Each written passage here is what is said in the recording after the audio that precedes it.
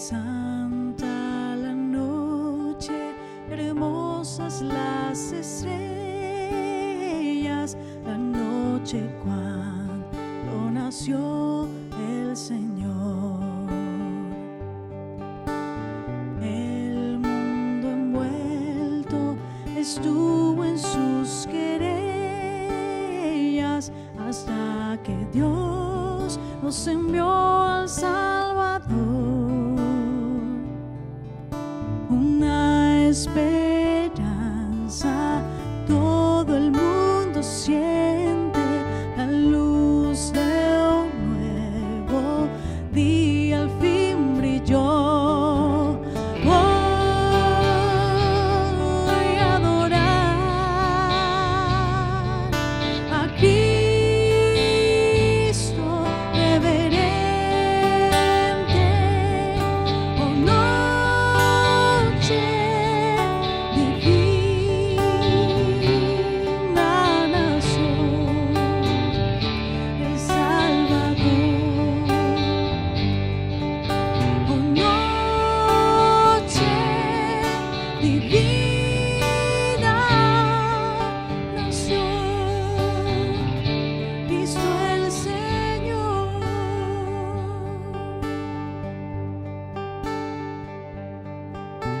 Santa la noche, hermosas las estrellas,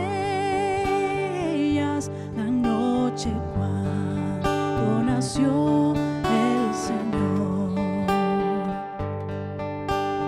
El mundo envuelto estuvo en sus querellas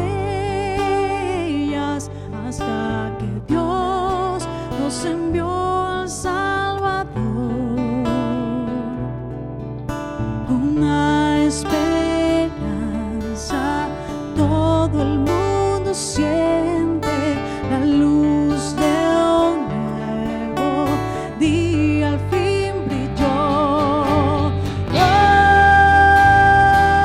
Voy a adorar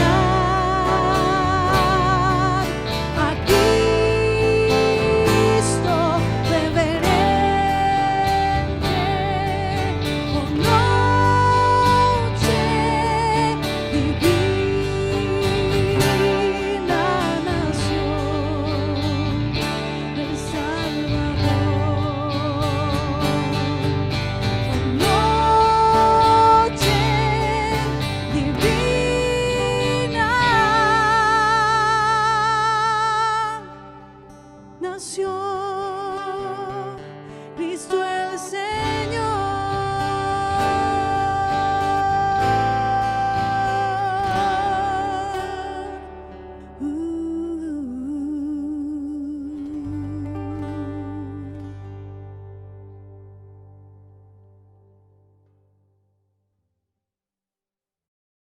Dios te bendiga, qué bueno que es encontrarnos otra vez y conectar a través de este medio que el Señor ha puesto en nuestras manos. Estoy seguro que estás en preparativas para una noche buena, esperando el Señor te bendiga a ti y a toda tu familia.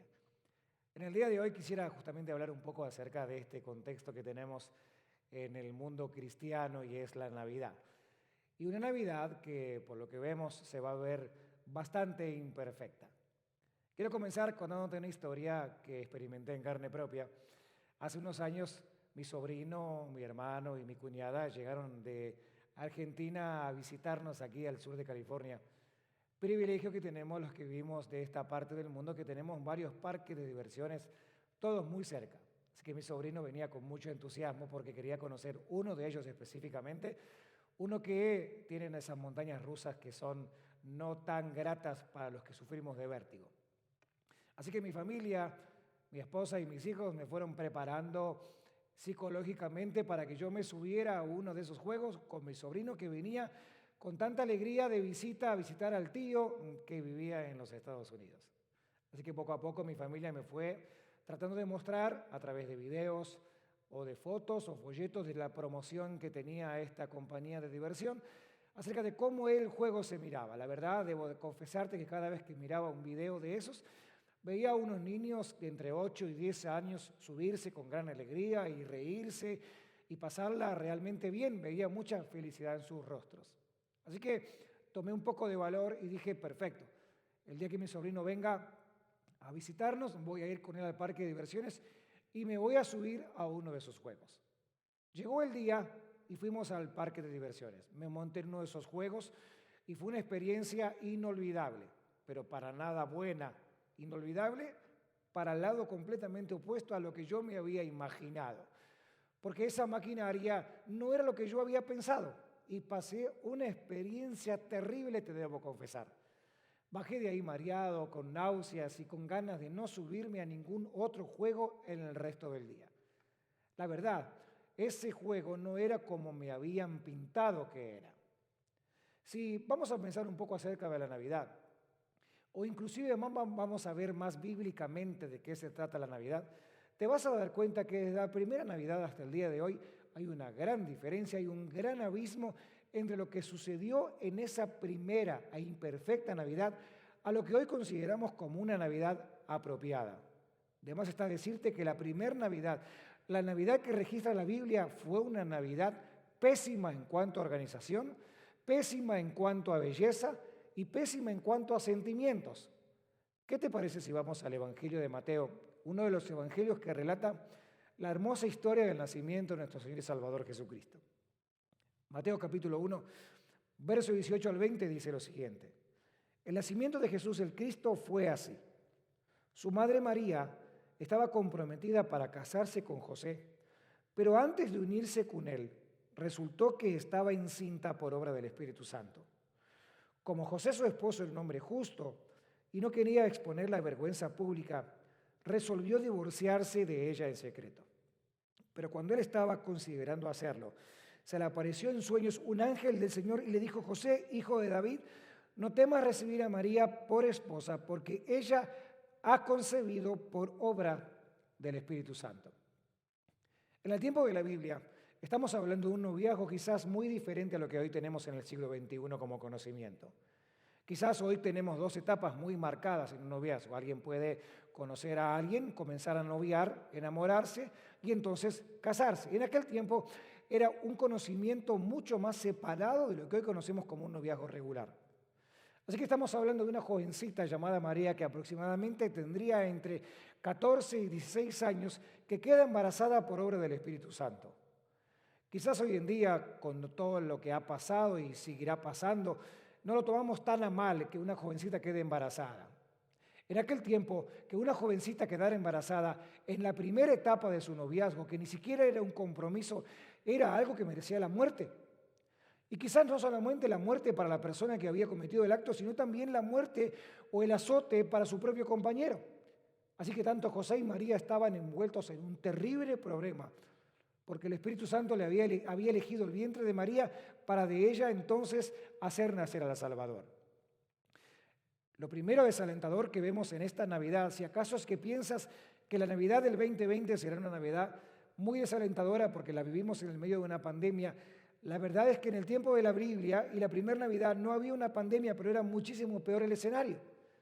Así que tenemos una situación que podía comprometer tanto a María como a José por lo que estaba sucediendo. Así que ahora José tenía que enfrentar la realidad de que su novia estaba embarazada sin que él la hubiera tocado ni ningún otro hombre. No solamente eso, sino que la mujer o novia estaba embarazada y él no sabía ni cómo esto había sucedido. Así que tenemos dos problemas aquí. Problema en cuanto a lo civil, por lo grave de la situación, y problema en cuanto al discernimiento espiritual, porque ahora, ¿cómo comprender que la novia tenía en el vientre un bebé que era obra del Espíritu Santo? Un escenario bastante difícil, sobre todo, vuelvo a insistir, en la etapa del noviazgo que José y María tenían, porque ellos apenas estaban en su primera etapa, la etapa que se conoce como ni siquiera el compromiso o el desposorio. El segundo evento que la Biblia nos dice que lo provoca o lo hace como una Navidad todavía mayor en su imperfección, es que en el momento del nacimiento del Señor no había lugar en el mesón. Hemos cantado villancicos y cantamos canciones que tienen que ver con esto. Posiblemente adornas tu casa con un pesebre y lo pones a Jesús o lo ves en la imagen como un bebé con los animales o los pastores rodeando la escena, y eso no es solamente un cuento o un adorno en tu casa, esa fue la verdad. A la hora del censo, nos cuenta la Biblia en el Evangelio de Lucas, en el capítulo 2, no había, mientras que José y María obedecen el llamado al censo, ahora están cerca del lugar donde ellos tienen que censarse por orden de Augusto César, pero viene el tiempo del parto y no hay lugar en ningún otro sitio para hospedar al nacimiento de Jesús. ¿No te parece algo atípico, absurdo y anormal? El Rey de Reyes y Señor de Señores no tiene un lugar físico en donde nacer. Me gusta mucho enseñar que el pesebre que tenemos hoy en estos días quizás no se parece demasiado al pesebre de la época de la Biblia. Recordemos que los muebles en la época de la Biblia eran hechos con piedra. Así que me quiero imaginar que el lugar donde José y María eligen para dejar a su bebé llamado Jesús no era algo acomodado con madera o con algo de paja como para calentar un poquito al bebé, sino que era un pedazo de piedra que posiblemente lo usarían de bebedero los animales. Así que me imagino que José aventó afuera la poca agua que quedaba para entonces acomodar en un lugar demasiado incómodo, aunque envuelto con pañales, a su bebé recién nacido. Hace un tiempo atrás veníamos viajando de fuera del país con toda mi familia en avión y el avión llegaba aquí al aeropuerto de Los Ángeles, pero se tuvo que desviar y estar por buen tiempo habiendo descendido en un aeropuerto cercano a Los Ángeles.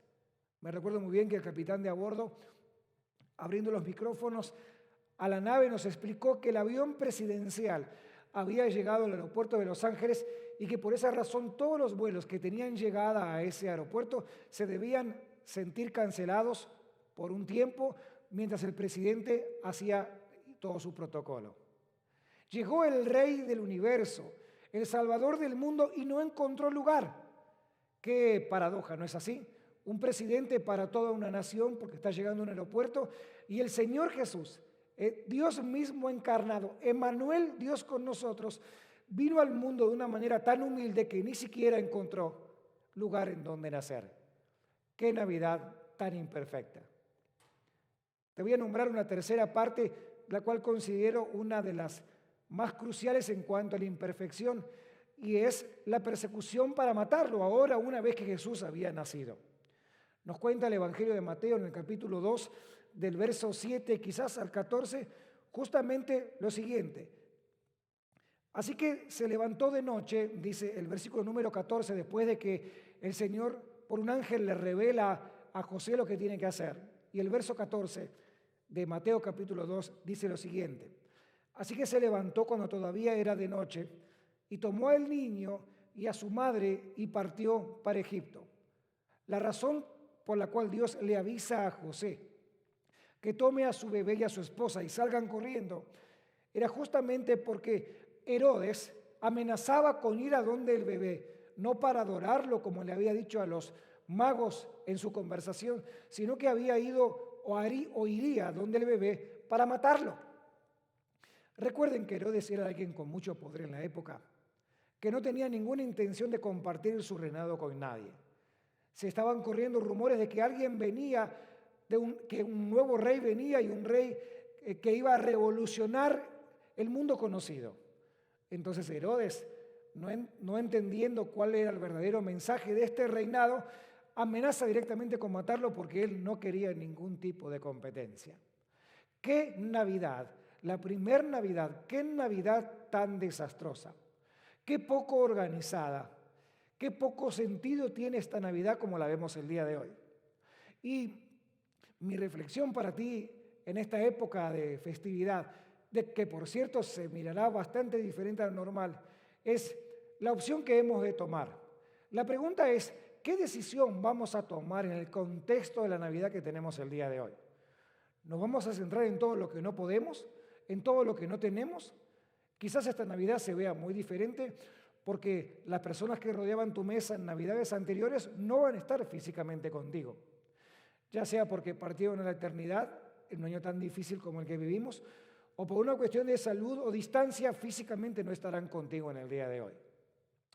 O lo que es peor quizás para algunos es que la economía en este año les ha fallado y han tenido un quiebre financiero, han tenido presión financiera y no podrán llenar el pie del arbolito con tantos regalos como le hubiera gustado tener en otros años. O lo que es peor, quizás pases una Navidad bastante solo o más solitario, o quizás tengas algunas personas a tu alrededor, pero quizás solamente la puedas ver por una pantalla digital, por la circunstancia que estamos viviendo. Como quiera que sea, si le damos tanto énfasis a eso, podemos llegar a pensar que es una Navidad imperfecta y que no tiene ningún sentido. Pero si hablamos de imperfección, tenemos que ir con nuestra mente y corazón a la primera Navidad. Eso sí fue una Navidad imperfecta.